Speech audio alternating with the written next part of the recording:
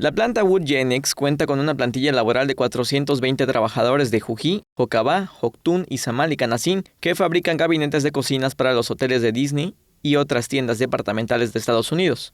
Fernando y Osvaldo, colaboradores de la planta ubicada en Canacín e inaugurada por el gobernador Mauricio Villarosal en agosto de 2020, son los rostros de la preservación y la recuperación de empleos en Yucatán, como resultado de la labor continua de fomento económico, con acciones como la promoción del Estado en el extranjero, que se traduce en el establecimiento de empresas como Wood Genix, Walmart, Tesla y Holcim, entre otras, que abren oportunidades de empleo formal en el interior del estado. Una muestra de que en Yucatán se recuperaron los empleos perdidos por la pandemia es que de julio de 2020 a septiembre pasado se crearon 28.046 fuentes de trabajo. La generación de los nuevos puestos laborales en los últimos 14 meses significa que el Estado superó la cifra de 25.000 empleos perdidos por la emergencia sanitaria a favor del bienestar de la población al mejorar el ingreso de las personas. Teleyucatán te informa.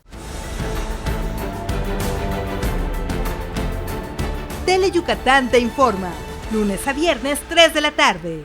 Síguenos.